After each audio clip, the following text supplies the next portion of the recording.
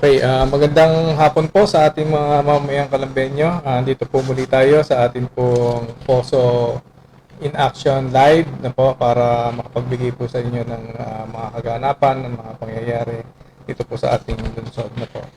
So, gaya po ng nabanggit natin, gagawin po natin ito araw-araw para tayo po ay nakakapagbigay ng mga updates na po sa mga activities na ginagawa po natin sa pang-araw-araw dito po sa ating opisina. So, dahil ang lagi po nating concern ngayon at ito po yung ating binabantayan, so marapat lamang po na dapat lagi po tayong may updates po para po sa COVID-19 updates po natin. So, ayan po, kung makikita po natin as of November 5, tayo po ay umabot na sa 3,900 active cases na naitala na positive cases dito po sa ating lungsod.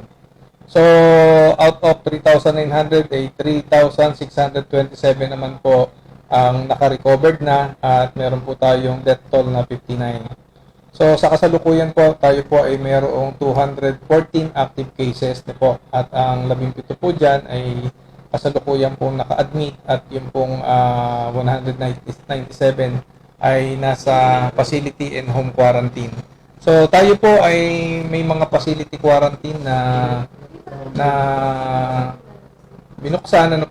Ito po yung mga nakalocate sa mga schools po ng Looc, Rial, Banlic, Parian, Mayapa, sa Canlubang po sa San Ramon Elementary School, sa Palo Alto at saka sa Barangay Milagrosa. Meron po tayong mga facility quarantine. So, makita niyo po yung ating active cases at kasunod po niyan, ito naman po yung bilang ng ating mga suspected cases. So, kung makikita po natin sa ating pong suspected cases na po, meron na po tayong na-cleared na 621. No? Ang current suspect po natin ay 137. So, meron po tayong for RT and PCR testing na 47 na po. At makikita nyo rin po yung atin pong mga datos ng per barangay na kung saan ayan po yung mga bilang kung saan makikita po natin yung mga total suspected cases po ng bawat barangay. So, ayan po, makikita natin sunod naman po niya, isa sa mga i-report ko po sa inyo ay ito pong isang kaganapan na nagkaroon po tayo noong bagyo na po. Ayan. Ito pong makikita ninyo sa video na ito ay isa po sa barangay natin sa San Cristobal na po. Ito po yung nung bagyong Quinta, sila po ay isa sa mga naapektuhan at ito po ay personal natin binisita. Ayan, kung mapapansin niyo po sa video napansin niyo po sa video ay ayan po. Talaga pong sila ay naninirahan sa isang danger zone na po. Kaya po naman minarapat ng ating tanggapan na sila po ay bisitahin at i-assess ang kanilang ito po ay nagkaroon tayo ng forced evacuation diyan po sa lugar na yan. Yan po ay sa barangay San Cristobal, Purok 5. Ayan po yung video, makikita po. Yan po yung mga naninirahan sa tabing ilog, no, na kung saan ay nagkaroon ng landslide para po maiwasan ang aksidente at pagbuwis ng buhay, sila po ay ating inilikas, no? Nagkaroon po tayo ng forced evacuation diyan po sa lugar na yan. At after po niyan, na sila po ay nailagay natin sa relocation site, no? Sila po ay ating kinausap at nakipag-ugnayan po tayo sa atin pong yan, karoon lang tayo ng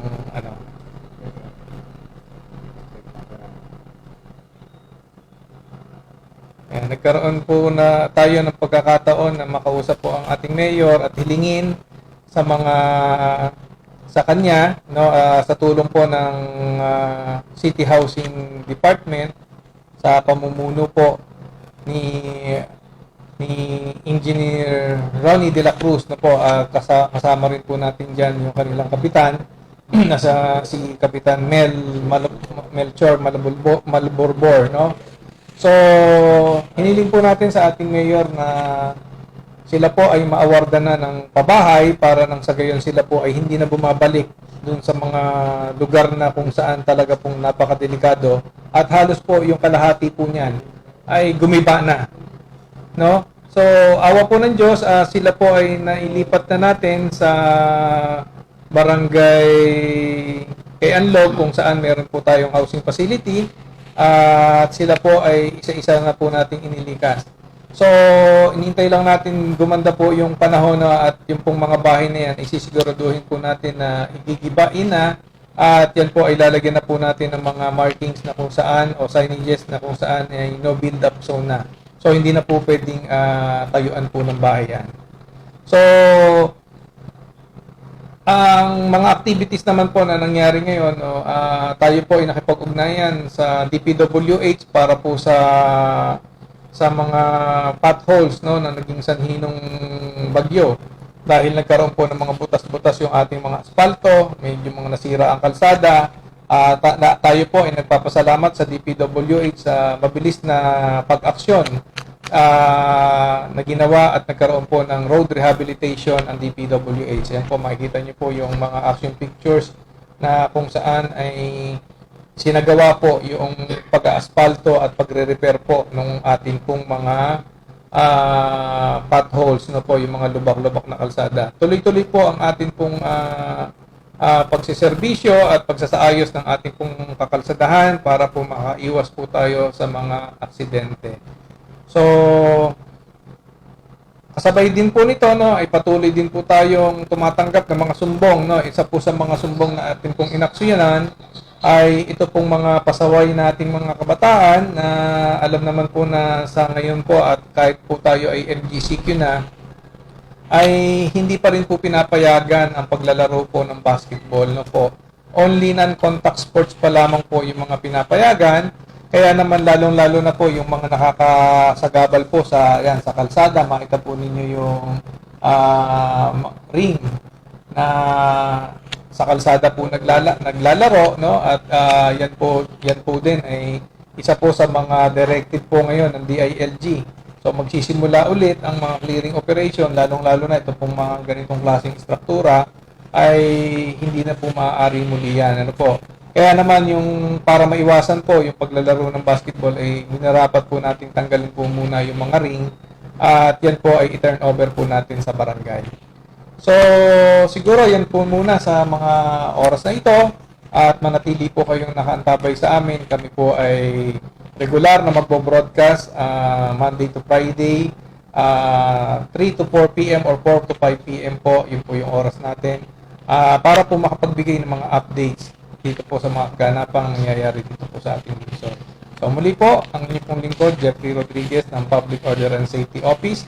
Nagpapasalamat din po ako sa ating pong mga kawani, lalo-lalo na yung ating pong mga napakasisipag na traffic enforcer na hindi po alintana ang init at ulan, no? Sila po ay nananatili sa kanilang mga pwesto para lamang pangalagaan ng ating pong trapiko. Gayun din po yung ating Special Services Division na kung saan po sila po yung ating in charge sa mga road clearing operation at sa pagpapatupad ng mga city ordinances at ang ating pong Local Disaster Risk Reduction Management Division na sila naman ho yung in charge sa pag-respond sa mga aksidente, sa anumang mga problema na na-encounter po ng ating pong mga mamamayan, emergency cases, para sila po ay marespondihan. Ano po? So maraming salamat po sa ating mga kawani sa Public Order and Safety Office. So ayan po, nakikita nyo rin po sa ating screen na po yung ating tanod COVID. Kung meron po tayong nararamdaman, huwag po mag-atubili. Ayan po, naka-flash po sa screen ang numero po na inyong mga dapat tawagan. At para po sa mga emergency at immediate concern po, ayan po, naka-plus po din sa screen yung ating pong mga POSO hotlines na po, may cellphone number and landline na nandyan po at nakikita nyo po sa inyong screen. So muli po, maraming salamat at magandang hapon po sa inyong lahat. Keep safe, Kalambenyo. Thank you. Sa mga